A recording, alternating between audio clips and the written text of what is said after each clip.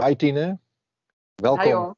to the conversation. I'm very happy you are with me in this conversation because you are one of my favorite historians.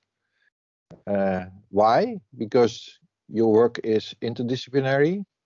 You combine, history with social sciences. It's transdisciplinary. You work, in fact, try to be relevant, which is we will talk about it, but it's not so easy. And you take a long-term view because a lot of historians always tell me that it's easy for you to be relevant because you study 20th century history, and I'm always trying to convince them, no, even when you do pre-modern or other types of history, you can be relevant. And you show Absolutely. how. And your topic is also very important for me because I believe that we are living in a watershed moment in history. We need to move to a new type of economy and society, and we call that the second deep transition in my research. And for this, we need a new governance structure. And commons need to play a role in this. And I'm trying to think about this. And you are one of the, top historians working on the commons. So this is also my opening question for you. Can you define the commons? Because in your work, I can see you bring together lots of different types of commons or actions. You call them collective action, I think, institutions for collective action. So can you bring them all under one umbrella? So how would you define them? Yeah. So the term commons has become very popular recently, also among activists, for example, because it alludes to something we have in common. And I think in times like these, people really need a sort of common story, a sort of thing they have in common to work towards to. But it has also been used quite freely, let's say, to denote a lot of things that from a more conceptual perspective we would not call common. So let me say first of all that commons is actually a term that has been existing for a very long time. Since the medieval period, we've seen a sort of institution developing, specifically in the countryside all over Europe, and in the UK they would have referred to it as a common. And in the countryside they were specifically aiming for setting up institutions by farmers to govern their collective natural resources, pasture, woodland, etc. Now the term has got more has become more well known because of one particular article written by Garrett Hardin in 1968 in Science, called "The Tragedy of the Commons." And that article depicts the historical commons in a fairly incorrect way, and also connects a lot of ideas around it, which are not really correct. I could talk a whole interview about that Garrett Hardin's Tragedy of the Commons. We're not going to do that. But because of that, it became a term that's been widely known, also been applied to, for example, resources that are actually open access. So like air, the oceans, etc., which actually have nothing to do with the more tangible resources that were originally managed through commons. So over time, the concept became was broadened. It also became people used it more and more for non-tangible resources like digital resources, and now it's a sort of household word to denote everything that's sort of collective, so to speak. I sort of disagree with that because I do think that when you talk about commons, we're talking about a specific form of governance. We're talking about a group of people that has a resource collectively and that manages and uses this resource collectively. Now, when you put a group of people together with a collective resource, there's a big chance that you get a social dilemma out of that. People have difficulty to decide whether they should take a bit from that resource sometimes they take and they overuse, etc. So you have to solve the social dilemma, and they do so by setting up rules, by regulations. They set up an institution that has to make sure that the interaction between the group of people and the collectivity of resources goes well and is resilient in the long term. So then you get what we call in the academic terms an institution for collective action. So in principle, you could consider commons a sort of pars pro toto for an institution for collective action. It's an institution for collective action is a more academic, more neutral term to describe exactly that situation whereby you have a group of people, a group of citizens who collectively manage and govern a resource through collectively decided rules. Yeah. But is it only a group of citizens? Let's say a group of farmers who have a cooperative. Yeah, exactly. Well, the concept now is the term commons is being used for all sorts of types of resources. It goes for farmers who want to set up new commons today. But for example, people who run an energy cooperative, many of them would common, right? And what about people car who sharing? have a care cooperative, they would also use that term. What about car sharing? Car sharing depends a bit what type of car sharing you have. Well, there a group are of people systems who own a fleet. So you have a group of people who own together a fleet. Own a fleet. You could consider them as basically running a sort of institution for collective action. But it depends also whether they have a collective say about the fleet. And often car sharing is, there's a lot of variety in these car sharing systems. And you also have commercial parties who set up a car sharing system, whereby the users, they're members, but they have no say whatsoever on how, what kind of cars they buy, how the cars are managed, or how the cars are the maintenance is done, etc. So they have no influence whatsoever. Then you can wonder whether you can really talk collective action, because the action is taken only by the commercial party, and the others just are consumers. And what about the profit motive? Is that important? So can you have an institution for collective action with a profit motive? Well, in principle, you can, right? But what you often see in practice is that the profit goes back to the organization. And the people who are members, and in the case of cooperatives who have a share in a cooperative, they often reinvest it in the company. And what we also see more and more, and I think in terms of transition thinking, that's an important one, is that those who set up one of these cooperatives, if there's profit, they move it to other societal goals. For example, there's examples of energy cooperatives that invest in local sports facilities, for example, in order to make sure that the immediate surroundings, the immediate environment, also gets something out of the profits of the energy cooperative. And can we see or reform the universities to make them institutions for collective action? Well, that's an interesting one, and there are in fact already cooperative universities, and there's quite a debate around that. I think it depends. Well, there's a long way to go to start with before we could do that. But then you would also have to think about, okay, who are going to be the immediate stakeholders for this model? Students, of course. Huh? How are they going to participate? Will they invest, for example, in the organization?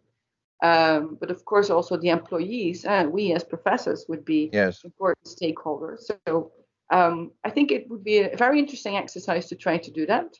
A very difficult one, though, because there's a lot of, let's say, boundaries within the university. There's a lot of individual containers within universities in terms of faculties, in terms of schools. So maybe it's more logic that you start thinking first how you could transform one of these containers into a cooperative model, and then see whether this could be done for the whole university. But there's examples around the cooperative universities. So we can start a research institute, a collective action research institute, perhaps. Yeah. Well, we try to set up a research team around that topic, but well, we try to also implement our the principles in the way our team functions. So I really like to do that.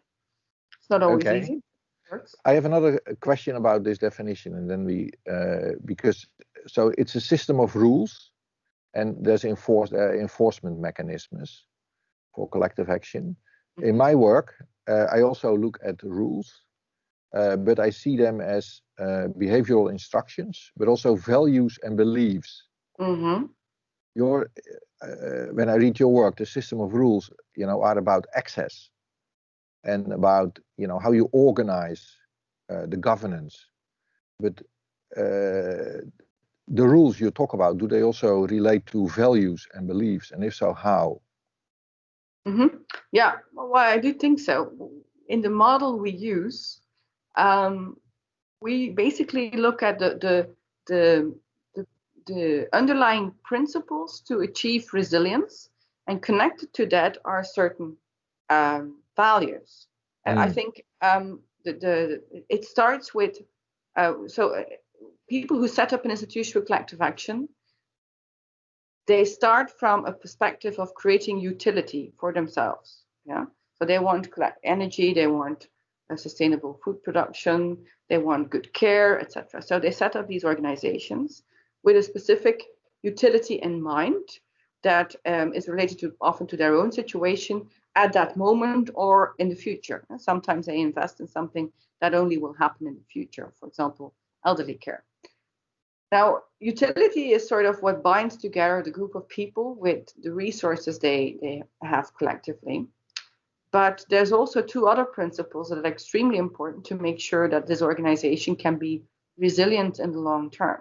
One of them is efficiency, and efficiency in particular of the resource use. So if you don't treat your resources well and in an efficient way so that you don't overharvest, in the end, you will be left with no resources. So your utility also decreases or even disappears if you're not dealing with your resources efficiently. On the other hand, there's also equity, social equity, which refers to the way in which the members are involved in being part of the decision-making process. If you don't involve your members, the chance is very likely that they will not follow the collectively set up rules and that they will start free riding. Now, in order to make sure that people actually are able to envision basically these three principles to relate them to their daily work, you need those values. Values are what, the rules are only present when you are actually doing something in the connectivity, but the values should be there all the time, right? They are sort of the understream in your collectivity. Okay. Then I think it comes down to three principles, and that's reciprocity, solidarity, and sufficiency. And I think those three are actually very vital to understand how these collectivities work. Solidarity means, let me start by reciprocity. Reciprocity means that you work on a sort of quid pro quo basis. You bring something and you're allowed to get something. Mm-hmm. But in these collectivities, there's not necessarily an immediate exchange between bringing and taking. And that can be a very, very large time window. Yeah, so you bring something and you expect something in return in the due time. That's a reasonable value, but it is sort of corrected or compensated or whatever you want to call it by solidarity values. This means that, and that's very closely connected to that principle of social equity, it means that you become a member of a collectivity with the idea that you will be needing something from that collectivity, but it's unclear when and how much you will need.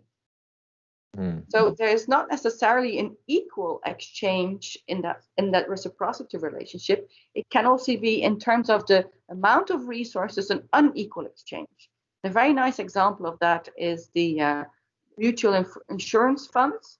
Mutual insurance funds are sort of being reinvented right now, and in particular in the Netherlands, there's a very nice example of that, the bread funds. And they're sort of they're a mutual insurance fund, although they don't literally call themselves that way for legal reasons, but they've been set up and they attracted already over 20,000 members in the Netherlands. And they've been set up for self-employed because they don't get the provisioning from the state to give them insurance for when they are unable to work is no longer there. So the market doesn't really give them a good offer. So they started doing it themselves. And the thing is, you become a member as a self-employed. When you become a member, you do so because you foresee that at some point during your future career as a self-employed, you might be needing support because you get ill or you break a leg or whatever. Yes. So there's a possibility that you will need the money from others from that mutual insurance funds. But there's also a possibility you won't need it. Yeah. And there's also a possibility that the others will be needing it much more than you. Yeah. But when you enter it, you realize that there is some sort of solidarity within these collectivities. You will need to show solidarity because, it ensures that maybe you will be able to take if you need it, but it also ensures that others can take from the other.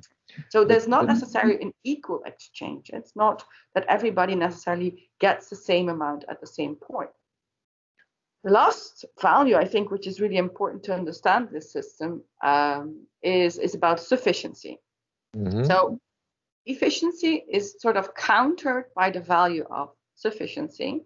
So you need to treat the principle is you need to treat your resources in a way that they are not over-harvest. So that, and the principle there is efficiency, but the value behind it is that you take no more than you actually need. And that what you can take as a maximum is adjusted to what the resource has to offer. And in the past, we've seen that being translated into very interesting rules, often connected to the household as a unit. For example, we find a lot of rules in historical rule books of commons, in the more agricultural form of commons, whereby it's claimed that you should not take more resources of a specific kind, for example, peat, to heat your house, to warm your house, more than, I'm giving you a wrong example. Maybe I should give another one. For example, you should not put more cattle on the common than what you can feed as a household. So what you have in terms of land connected to your household, or you should not take more than what you need as a household. So it's connected to the limitation of what you can take is connected to what you need as a household and not to what you could potentially take. Yeah. Okay, this one is really crucial for let's say the second deep transition, because in a way it wants to move away from an economic growth model, and sufficiency is a radical new principle, I guess. Of course, it does depend how you define needs. So exactly. What you need, but you also put it in relation to what's available. Because I'm wondering, for example, I've studied also guilds, and in relation to innovation and transformation. And for example, dyes, in the fashion industry, they were against dyes that faded away too fast because it would degrade the quality of society. It was, and they said, we need dyes that last long. So they had a view of the quality of society embedded in the guilds. So I see this as a set of beliefs about directions to go and what options are acceptable and what options are not acceptable, because they do not resonate with the values. And similarly, the energy cooperatives and the slow food movement and all of these movements, they have values and beliefs. So not just rules in terms of what they want to enforce, but they are underwritten by a set of values, basically, which leads to a set of social norms, and this is the coordinating mechanism. I think what is really striking about many of these collectivities is that they sort of trade quantity for quality. Yeah. So they say, okay, for slow food movement, etc., and many of these for example, in the food collectives in the Netherlands, being it people who buy and dry food together or set up their collective farm or things like that. They go for a specific quality of food. It's not just any food, right? Yeah. Basically, any low quality food is already provided through the supermarkets where you can just consume as an individual. But they say, okay, we need a higher quality. But in order to achieve that quality and to make sure the quality is guarded by everyone, and to make sure that it's feasible and it makes it more inclusive as well, we do it as a collectivity. Because as an individual, we cannot reach the same quality. Mm-hmm. We can't. I mean, for example, when you look at these farms that are being set up across the Netherlands now, where self-harvesting farms, the CSAs,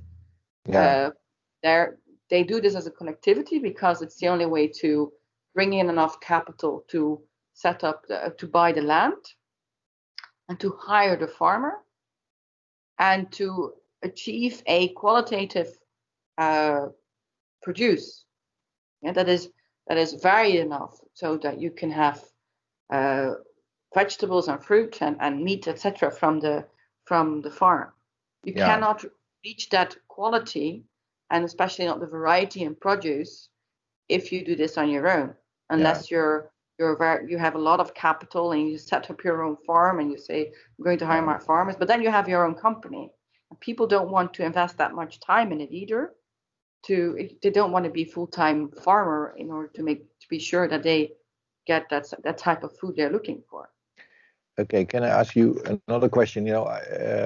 Which also relates to my own research, which is about looking at these skills. I came to the conclusion that in relation to innovation, they were a main organizing principle during the pre-modern times. Absolutely. What happened during the Industrial Revolution is that they became, or institutions for collection action became kind of adjunct. They were developed to fill in the holes. So the state and the market became the main governance mechanisms. And then there was still space for institutions for collective action, and they could help to renew and challenge, state-led and market-led solutions, but they became not dominant anymore. They was called adjunct, and from your work we've learned they came in waves. So there was a wave, the end of the 19th century, beginning of the 20th century, and now there's a new wave. So my question is, possibly, okay. Well, I would like to hear more about this wave character, but also how do they position themselves in relation to the state and the market as solution? Because the 20th century history has been dominated by this question: do we organize it through the market or through the state? And how do we relate both? Mm-hmm. And in a way, the commons or institutions for collective actions are kind of seen, okay, that's another sphere, another mechanism, but how important is it? And in my view, it will be very important for the second deep transition, but then it needs to think about its relations with the state and the market. So can it reorganize the entire governance system in our modern societies? Good question. I don't think there will be. I mean, I don't think we should strive towards that either. That there will be only institutions for collective action. It's going to be a story, I think, of institutional diversity, and not just because institutional diversity is good. It also gives resilience to society as a whole. And when the markets collapse, there is still an alternative that functions, and vice versa. But also because I have become aware via various ways that it's going to be a very tough job for many people joining a citizen collectivity, even if it takes very little energy, like becoming a member of an energy cooperative. It doesn't take much personal energy from people who are members. Even that is a step too far for many people. It's just not. They're just not going to have the agency of their own to do that. So I would never plea out of realistic motivations Why not? Or I don't think that. I think a lot of people do not have the mindset to give control to even a small collectivity. I noticed that even among talking with young people and people in their 20s, they're very much surprised when they hear that there's something like a massive growth in energy cooperatives or whatever. That's for them. They literally sometimes say, but if you do that, you're gonna have trouble. People will fight, So their mindsets are molded in such a way that they start from the most negative presumption that doing things collectively is going to lead to problems. So if I do see a growth in citizen collectivities, definitely, and there's still plenty of room for growth in the number of initiatives, not necessarily growth of the initiatives themselves. I think that's something that most of them don't really pursue and don't want of these collectivities. But it's definitely not going to be a society-wide phenomenon. I don't think it's a matter of pessimism about it. Huh? Well, why are you? Because you locate your pessimism now in the attitude of young people. No, not necessarily. I think it's not necessarily pessimism. It's also I personally don't believe that you can really rely on these collectivities for everything, because I also see what it demands from people sometimes to set it up and to keep it running.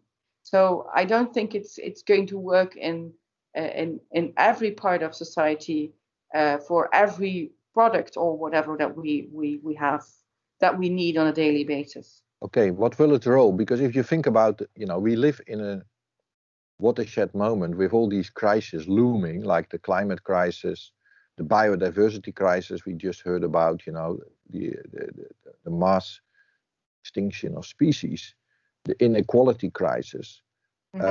So for me, these institutions of collective actions are a beacon of hope.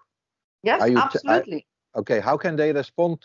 How can these crises are big? So well, one of the things I realized is that I realized when talking with a lot of these collectivities is that they are motors for people to start thinking about scarcity. That's a very, what I was just saying, that sufficiency is one of the values behind these system. I think that's a vital element there to make people reconsider the scarcity of resources we're dealing with. And one of the things I really like to explore in the future is to what extent being part of one of these collectivities and being taken into the narrative of these collectivities, and because they do.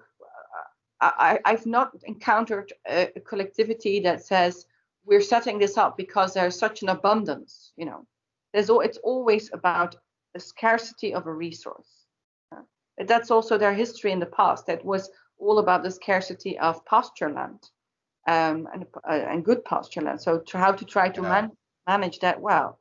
So the scarcity story is just part of our future. We've been living in decennia where abundance was the leitmotif, so to speak. Yes. And now we really have to change into another mode. And I do believe that there is that these collectivities can be a form of training, so to speak, for people to think in terms of scarcity, think in terms of redistribution of goods along other lines than the ones we've seen in the past decennia, and also think about how their own personal situation and their own use of resources, be it energy, food, care, and so on, relates to the collectivity of resources we have as a society. Yes, I think that's a very important one. I agree. But to play this role, they need to become a more dominant coordination mechanism. Because today, again, food provision can be organized through the market, can be organized through the state, but can also be organized through these institutions of collective action. And if we consider them as a kind of, if the formal system breaks down, the market, then we still rely on this, or when we say there are training grounds so people become aware, I think why not think about them as the carrier for, the way societies can respond to the climate change crisis, the bio. So they become a main coordinating mechanism. Absolutely, yeah. And I'm fully convinced of their important role. Of course, I mean, I probably wouldn't be studying. It's like a medical scientist studying a medicine that wouldn't work, but still keeps studying. So I don't think that would be a wise decision. No, I'm fully convinced of their potential role, but I'm just saying that I think they can play definitely a role in a transition, definitely, and they are necessary also to fill that huge gap in governance potential between the state and the market. That it's a very poor system to have only two coordinating mechanisms available, the state or the market. And we see that once in time, once in history, the state moves responsibilities to the market. The market doesn't pick it up, so the state has to take it over again, or the market claims some responsibility. So that is really not a solid system to build your society on. We know that it's not enough, and we also see that these collectivities do indeed come up anytime to fill in gaps, but the best thing to do, I think, towards future societies is not to always wait until they fill up the gaps, but provide a solid basis in society for them to function, so that we get a more stable society, more resilient society that it is more flexible, and it allows more for citizens to choose between different options. Yeah. Okay. I think that's an important one, because two options only, so to speak, in a society, it's a very fragile situation. Yes. So we need them, in fact, to make the state and the market function at all, and we are at risk if we diminish the space for institutions of collective action. But my question still is whether they then are a kind of place for us of last resort, or whether we can say, okay, they play a role in the transformation to remind people again of the importance of the sufficiency and solidarity as values, and to help them then to inform them that this is important, so that they also vote for parties that support this, that we get a different type of state, that we accept limitations on the market.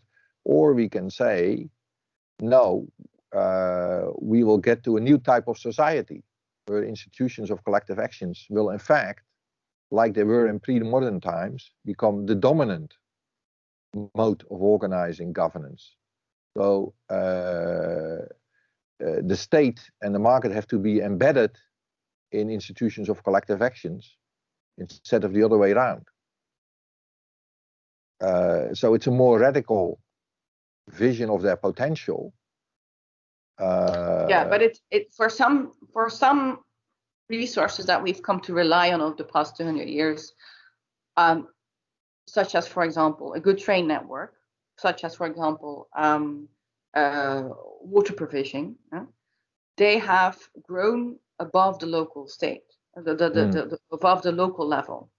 And I think it's very important to realize there the role of the state. I would personally not transfer a national train system. I would not privatize it. It's being done, but you see the results. But I would not turn it into a collectivity either. I would hope for the establishment of a very good state-led train system. Okay. And well, of course, there is probably room for private and collective provisioning on a more local basis. But I do think it's important that people can rely on a system that guarantees that they can travel from the very north of the Netherlands to the very south of the Netherlands. And that demands a national coordination mechanism.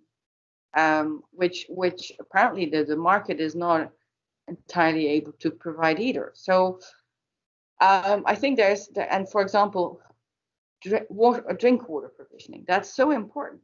It's absolutely, there's nothing more vital than drinking water in our lives. I think it's really dangerous if we do not guard this as a resource that is of national security. But why? Because in the water management we have these water boards. Yeah, but that's another thing. That's something I'm talking about, drink water provisioning. Okay. Of course, the same goes to some extent, although it's another type of resource. The water boards also stem from institutions for collective action that originally worked more on a local basis, but have been transferred into a national coordination mechanism for national security reasons. And because if you don't manage your water, and in this case, keeping the water out well in one part of the country, you're going to suffer in another part of the country. So that you need a national coordination mechanism to make sure that this resource is treated in a good way, and that you provide these services in a good way. So I don't think these should be the water boards should be privatized. Drinking water provisioning is something else. You see a movement across the world whereby drinking water is privatized. I think that's really not the way to go. I think it's a dangerous move. And we have, as a nation state, there's very good reasons to recognize the importance of drinking water. Yeah. So I think we need national coordination mechanisms, European coordination mechanisms, in order to make sure that we provide the most essential goods. And sometimes you need to go beyond the local level, and then it's going to be sometimes tough for collectivities to provide this. And sometimes you also need to go to a supranational level. I mean, we've seen how difficult it has been on the European level to coordinate the pandemic, whereas a good coordination would have saved us a lot of trouble and probably also lives. Yeah. Actually. So, I mean, I think we recognize the importance there of other coordination mechanisms also. I think the COVID-19 indeed is an important thing to think about, but in the end, it does depend on the support of the people. And I read a story about COVID-19 measures in Shanghai, and of course, the Chinese state really imposes quarantine. For example, people need to do that, but it's also enforced locally by the people in the neighborhood. They come to your door and say, "Stay in home." So absolutely, but you need a combination of both. You need an incentive structure that is recognizable on a local level. Yes. So that's also what is often not seen in national comparisons across Europe. The local conditions, for example, in Sweden, how the people in Sweden live, and to start with much more space to start with. I mean, when most part of Sweden are cities where people are, they're living much further apart than the rest of Europe. I mean, those local conditions, those are the ones that you have to incorporate in the incentives you give people to behave towards the collective benefit of keeping everybody safe. Yes. Yeah? And in that sense, it's good. I think that there's a more localized strategy now across Europe, whereby some areas are more have to make sure they keep the pandemic under control more than elsewhere. I think that's good. But what we still miss in many countries is that the rules are also connected to the local living conditions of people. During this pandemic, I've been constantly thinking also about those farmers on the late medieval, early modern commons. Their rules were translated to their very local household situation. And we're trying to do that. For example, I live in Belgium, and in Belgium they're trying to do that as well, but they're not taking into account that the households are no longer the same. I mean, there's no typical form of household anymore. Of course, there's still a dominant household with two adults with two children, but there's a lot of variety in it, much more variety than we used to have in early modern times, so to speak. So you need to take that variety into account, and that's very difficult. I think right now there's two models across Europe in how you treat the pandemic. Either you come up with a lot of rules and you try to impose them on people. I'm living in that situation in Belgium, but people really don't see what kind of rules are anymore because they constantly change and they vary a lot. Either you rely on the responsibility of your citizens, like the Swedish or also to some extent the Dutch model. And that is all very well, but you also need a strong sense of citizenship behind that. Yeah? And the sense of citizenship is also something we will need to tackle, for example, the climate crisis. We will need people to realize that being a citizen is a matter once you are a citizen, you can take from your society, but you also have to bring to your society. So it's exactly what is missing. That's exactly it's a form of reciprocity. Yeah? Yes, that's what's missing. People are so used to indirect solidarity. Like, for example, you become unemployed and you have a right to get an unemployment benefit without realizing that, well, those years they were working, they were contributing to something that is collective, on which you can rely if you need it yourself, but not necessarily, just as in the explanation I gave before, it's not necessarily an equal trade. You might be working for 40 years and then 30 years and paying taxes and then become unemployed and get an unemployment benefit and feel like, okay, it's an unequal trade, but your situation might also have been different, both for the better or for the worse. You could have never become unemployed, but you also get other benefits in life, or you might have been unemployed for most of your life. So it's never a totally equal trade, and I think people are they calculate a lot. So I bring in so many taxes, so that gives me that right. And that's I think to a large extent because indirect solidarity is invisible on a daily basis, where in these collectivities, solidarity is a driving force. It's organized. And it's visible all the time. Yeah. And if it's I organized. Take too much from the farm where I'm a member from, then when I'm harvesting, I should sort of naturally think of, okay, I take too much from this. It's more than I'm supposed to take. How is this going to affect the others? That's an act of solidarity.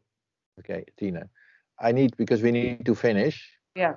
One last question for me is about the practical value, because you also try to work with institutions for collective action, I think. Can you talk a bit about what you're doing and your experience?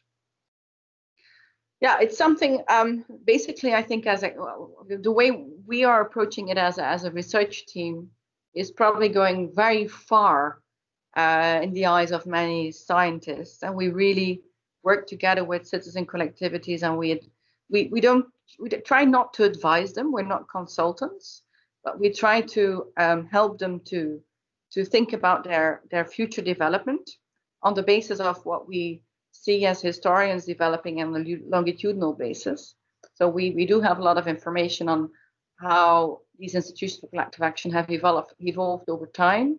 And we try to help these collectivities to think about future developments. And one of the instruments we're building for that, it's not ready, far from it, is a platform called Collectieve Kracht, Collective Power.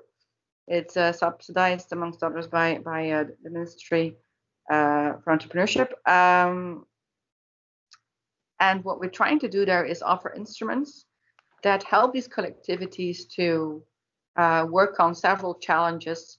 And these challenges we've been identifying over the past few months. And one of the major issues that comes up when we've done interviews and surveys, etc., among these collectivities of various sectors, and their main challenges are internal. They are about how to deal with activating your members, how to make sure that your members are capable to look on the long term, how to, make people act in solidarity, etc. So all these issues are really internal issues. They're also about their relationship, for example, to local governments. But my impression from our analysis is that the real challenges lay in internal governance, and actually that shouldn't surprise, because they are sort of reinventing the wheel, so to speak, and trying to work together again on the basis of direct solidarity, whereas that's something we sort of, and due to the welfare state, etc., we have also lost a bit. And being able to build on that indirect solidarity is in fact a great luxury, because if everybody cooperates, it's there. You can just build on it, and you can rely on what the welfare state has to offer. But if it no longer functions properly, then I think we have to make an effort to make solidarity visible again. And that exercise is pretty difficult. It's quite difficult. So what we're trying to do is to identify the challenges these collectivities have, and try to give back the knowledge that's already there in academia on the basis of all sorts of studies, but translate it to them. And there's actually so much available already in insights, but often as scientists, we don't do enough effort to translate it back to society. It's one thing to study a societal problem, but the other thing is to give it back in a useful, practical way. And the other part of the dialogue we build with these collectivities is to listen to them very carefully and try to develop studies which build on their challenges, on what they demand from science to study. Because for these collectivities, it's very useful to talk to other collectivities and learn from them. But what science brings, what academic research brings, is a more comparative, but also more is a comparative approach which relies on a lot more critical mass of information than what they can actually take and bring from other collectivities. So they can talk to another collectivity, but it's not necessarily the right information for their situation, because it's different. So if you bring a lot of information together, you can give a more insightful and more structured answer to their problems, and also see what the conditions they're working in are actually leading to, what kind of challenges they are leading to, and what kind of solutions could be at hand for their problems.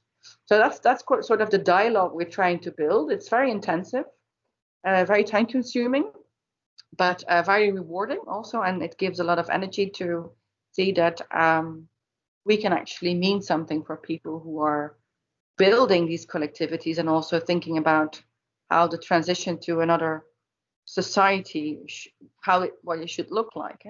Often these people are very motivated, very enthusiastic, and very sometimes also very idealistic. So we try to bring in information and try to support them in their endeavors, but also bring realism in their endeavors as well. Well, thank you, Tine, for this interview. I think it was a very nice contribution to the deep transition conversations, because you shed light on an alternative form of action, which will be important for the second deep transition. So thank you. My pleasure. Thank you.